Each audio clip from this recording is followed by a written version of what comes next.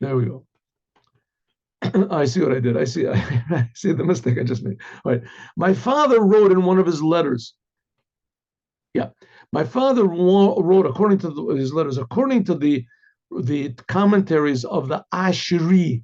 Who is the Ashri? It says in Chulin, one of the commentators of the on the Talmud says when a person washes your hands for a meal in Judaism, you're supposed to wash your hands. King Solomon originated this, instituted. You should wash your hands before eating bread.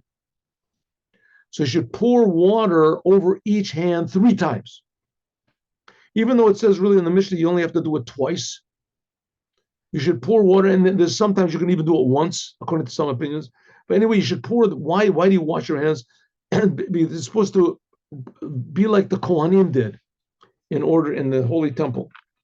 Okay, so you pour water over each hand 3 times. 1, 2, 3, 1, 2, 3. This is the practice of my father, the previous Rebbe's grandfather was saying, Rabbi Shmuel.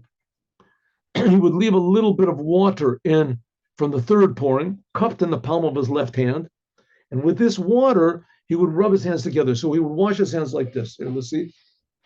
You can't see. This is my left hand. This is my left hand. You can't see it. It's on your right side.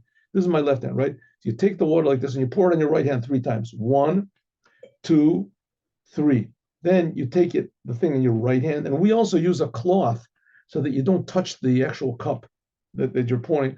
And then this is my right hand here. This is my right hand. And you pour on your left hand. 1, 2, 3. But the third time you leave your hand open a little bit, right? So that there's water in it. So I misled you here.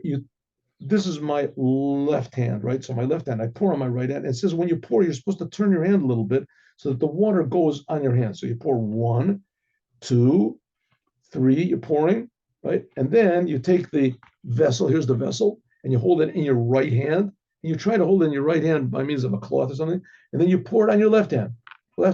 1, 2, well, you open it up a little bit so that the water will come in the whole thing. And then 3, and you leave a little bit of water in your hand. And then you say, you make the blessing. You rub your hands together, and you lift your hands up a little bit. And that's the way we do it in Chabad. You pour 3 times on your right hand, 3 times on your left hand. And the last time you pour on your left hand, you leave a little bit of water, rub your hands together, and then say the blessing and elevate your hands. Now, story.